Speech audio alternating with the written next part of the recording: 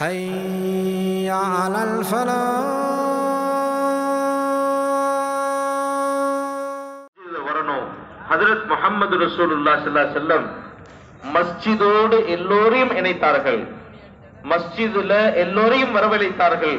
மஸ்ஜிதுக்கு வந்து ஈமான பத்தி, இபாதத் பத்தி, அவங்களுடைய கொடுக்கல் வாங்கல், அது மட்டுமல்ல சஹாபாக்களுக்கு இப்படி ஒரு மாஹோல் ஏற்படுத்தினாங்க. எந்த நிலை வந்தாலும் மஸ்ஜிதுக்கு வருவாங்க. என்ன நிலை வந்தாலும் மஸ்ஜிதுக்கு, ஈமான கத்துக்கொள்ளணும்னாலும் மஸ்ஜிதுக்கு, இபாதத் செய்யணும் கத்துக்கணும்னாலும் மஸ்ஜிதுக்கு, அதே போல பசி வந்தா கூட மஸ்ஜிதுக்கு. இப்படி ஒரு மாஹோல நபி அவர்கள் மஸ்ஜித் நபவியில ஏற்படுத்தி இருந்தாங்க, மதீனாவுல ஏற்படுத்தி இருந்தாங்க. ஹஜ்ரத் அபூபக்கர் சித்திக் ரலியல்லாஹு அன்ஹு, ஹஜ்ரத் உமர் ஃபாரூக் ரலியல்லாஹு அன்ஹு ரெண்டு பேரும் வெளியில வந்திருந்தாங்க. ரசூலுல்லாஹ் பார்த்தாங்க. ஹஜ்ரத் உமர்ட்டையும் அபூபக்கர்ட்டையும் கேட்டாங்க, தாங்க ஏன் ரெண்டு பேரும் வெளியில வந்திருக்கிறீங்க? யா ரசூலுல்லாஹி ஸல்லல்லாஹு அலைஹி வஸல்லம் மஸ்ஜித் நோக்கி வந்துட்டு இருக்காங்க. நபி ஸல்லல்லாஹு கேட்டாங்க, ஏன் வர்றீங்க? நபி ஸல்லல்லாஹு சொன்னாங்க, ஹஜ்ரத் அபூபக்கர் உமர் சொன்னாங்க, எங்களுக்கு பசி, அதனால நாங்க வந்து கொண்டிருக்கிறோம். கண்ணியத்துக்குரியவர்களே, நாமோ எந்த நிலை வந்தாலும் நம்முடைய மஸ்ஜித் இருக்கு, நம்முடைய அல்லாஹ்ட்ட. கண்ணியத்துக்குரியவர்களே, ஹயாத் ஷாபால எழுதப்பட்டிருக்கிறது, இலியாஸ் ரஹ்மத்துல்லாஹி அலைஹி சொல்லி இருக்கிறாங்க, அதாவது முஸ்லிம்களுக்கு அல்லாஹ் தஆலா தன்னிடமிருந்து உதவி வாங்குவதற்காக ஒரு வழியை அல்லாஹ் தஆலா வைத்திருக்கிறான். அந்த வழி அமல்கள் மூலமாக அல்லாஹ்ட்ட வாங்குறது. எப்ப முஸ்லிம்கள் அந்த வழியை விடுவார்களோ அப்பொழுது அல்லாஹ் ஜல்ல ஷானுஹு அவர்களை மாற்றார்களிடத்தில் அல்லாஹ் ஒப்படைத்து விடுவான். அல்லாஹ் தன்னை அல்லாதவரிடத்தில் அவர்களை ஒப்படைத்து விடுவான் என்று இல்ல சொல்லிக்கிறான். கிரவான்களே, சோதரர்களே, பெரியவர்களே, அப்ப எப்ப நாமோ எந்த நிலை வந்தாலும் அல்லாஹ்ட்ட திரும்பலையோ, அல்லாஹ்வுடைய மஸ்ஜிதுக்கு வரலையோ, அப்ப நாமோ அல்லாஹ்வின் பக்கம், அல்லாஹ்வுடைய அந்த சபம் என்று சொல்லக்கூடிய அல்லாஹ் கொடுத்த அந்த வழியை நாம விட்டதாக அர்த்தம். பிறகு நாம் மாற்றார்களிடத்துல போய் நம்முடைய தேவையை முறையிடக்கூடியவங்களாக, நம்முடைய தேவையை நிறைவேற்றும்படி சொல்லக்கூடியவர்களாக ஆகக்கூடிய ஒரு நிலையை அல்லாஹ் தஆலா ஏற்படுத்திடுவான். இல்லையானால் நம்முடைய உதவிக்காக வானத்திலிருந்து மலக்குமார்கள் அல்லாஹ் தஆலா இறக்குவான். நபி ஸல்லல்லாஹு அலைஹி வஸல்லம் இப்படி ஒரு மாஹோல மதீனால ஏற்படுத்தி வச்சிருந்தாங்க. சஹாபாக்கள் என்ன வந்தாலும் வருவாங்க, பசி வந்தாலும் வருவாங்க. ஒரு சஹாபி வந்தாங்க, யா ரசூலுல்லாஹி ஸல்லல்லாஹு அலைஹி வஸல்லம், ரொம்ப பஞ்சத்தினுடைய நிலை, பஞ்சம், பட்டினி, மழையே இல்லை, எங்களுடைய நிலங்கள் எல்லாம் வறண்டு போச்சு, எங்களுடைய மிருகங்கள் பிராணிகள் எல்லாம் ரொம்ப பசியில மடிஞ்சு போகுது, செத்து போகுது. யார சொல்ல, தாங்க துவா செய்யுங்களே, அல்லாஹ் எங்களுக்கு மழை கொடுக்கட்டும். நபி அவர்கள் துவா செய்தாங்க.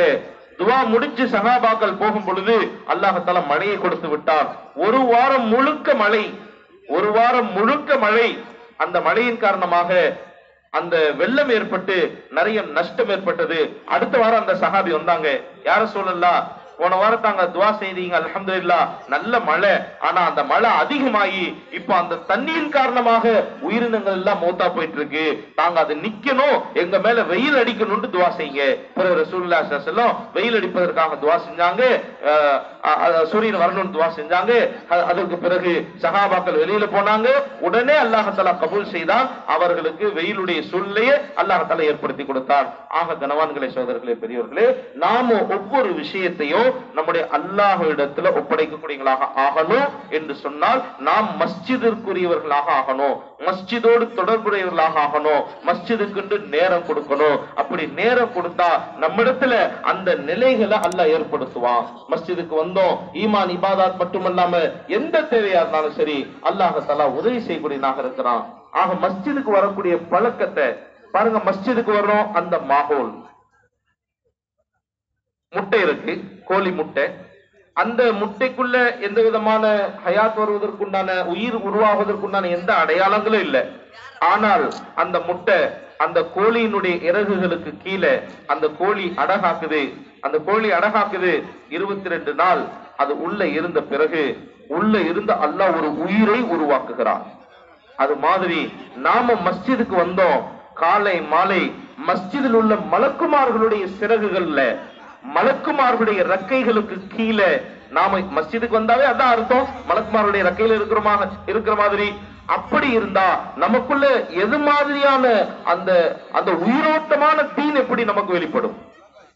கண்ணியத்துக்குரியவர்களே, கணவான்களே, சோதரர்களே, நாமோ ஒவ்வொருத்தரும் இன்ஷா அல்லாஹ் மஸ்ஜிதோடு இணையணும். ஹதீஸ்ல வந்திருக்கிறது, அஹப்புல் பிலாதி இலல்லாஹி மசாஜிதுஹா, அல்லாஹ்வுக்கு ரொம்ப பிடிச்சமான இடம் மஸ்ஜிதுகள். உலகத்திலேயே அல்லாஹ்வுக்கு பிடிச்ச இடம்னா அது மஸ்ஜித் தான். அதே நேரத்துல அபுவதுல் பிலாதி இலல்லாஹி அஸ்வாஹா, கடைவீதி அல்லாஹ்வுக்கு பிடிக்கவே பிடிக்காத இடம். மஸ்ஜித் அல்லாஹ்வுக்கு எவ்வளவு பிடிக்குமோ அதே மாதிரி கடைவீதி அல்லாஹ்வுக்கு பிடிக்காது. கணவான்களே, சோதர்களே, நாம எப்படி மஸ்ஜிதுக்குள்ள நுழையிறோமோ, மஸ்ஜிதுக்கு நேரம் கொடுக்கிறோமோ, இதே மாதிரி இந்த உம்மத்தில் உள்ள ஒவ்வொருத்தரையும் நாம மஸ்ஜிதுக்கு கூட்டிட்டு வரணும். அல்லாஹ்வுக்கு பிடிக்காத இடத்துல இருக்கிறாங்க, அங்க இருந்து அல்லாஹ்வுக்கு பிடிச்ச இடத்துக்கு கூட்டிட்டு வரணும். அல்லாஹ்வுக்கு பிடிக்காத இடம்னா என்ன அர்த்தம்? அல்லாஹ்வை விட்டுவிட்டு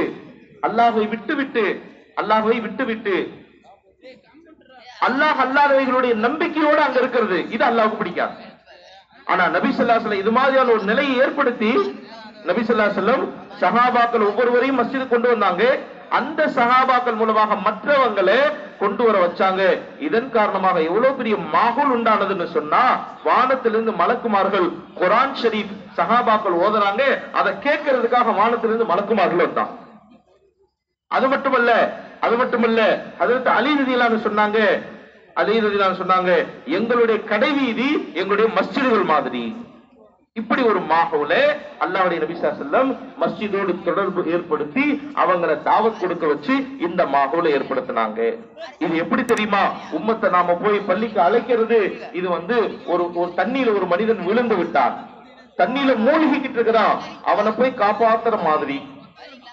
காப்பாத்த போறவரு தண்ணி எவ்வளவு ஆழங்க, எப்படி நிலைமை இருக்கு, தண்ணிக்குள்ள எப்படி விழுந்தீங்க, அதெல்லாம் கேட்க மாட்டார். எங்க தண்ணிக்குள்ள வச்சு நீங்க எப்படி விழுந்தீங்க, என்ன ஆச்சு, அதெல்லாம் கேட்டுட்டு இருக்க மாட்டார். முதல்ல தலைக்கு கைக்கு தலை வருதா, முடி வருதா, கை வருதா, கால் வருதா, புடிச்சு இழுத்து வெளியே கொண்டு வருவார். முதல்ல தண்ணிக்குள்ள இருந்து அவரை வெளியே எடுப்பாரு, அதுக்கப்புறம் அவருக்குள்ள இருந்து தண்ணியை வெளியே எடுப்பார். அதுக்கப்புறம் போய் சொல்லுவார் மத்தவங்கள்ட்ட, பாருங்க ஒரு ஆள் தண்ணிக்குள்ள விழுந்துட்டாரு, இப்போ மயக்கமா இருக்கிறாரு. அதுக்கு பிறகு சொல்லுவார்.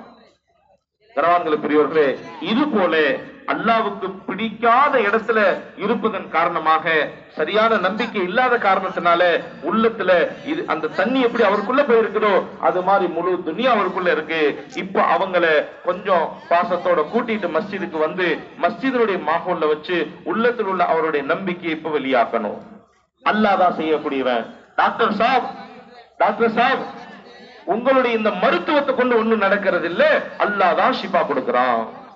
வியாபாரி அவர்களே, உங்களுடைய வியாபாரத்தினால லாபம் கிடைக்குதுன்னு நினைக்கிறீங்களா? இல்லவே இல்ல, அல்லாஹ் லாபம் கொடுக்கிறான். இது மாதிரி யார் யார் எதுல இருக்கிறாங்களோ அவங்களை கூட்டிட்டு வந்து நாம சொல்லணும், நீங்க எதுல இருக்கிறீங்களோ அதை கொண்டு நடக்கிறது இல்ல, அல்லாஹ் தான் நடத்துகிறான். இப்படியான நிலைமைக்கு நாமளும் நேரம் கொடுத்து இந்த நிலையை உருவாக்கணும், மக்களையும் கூட்டிக் கொண்டு வந்து நாம இந்த அமல்கள்ல ஈடுபடுத்தணும்.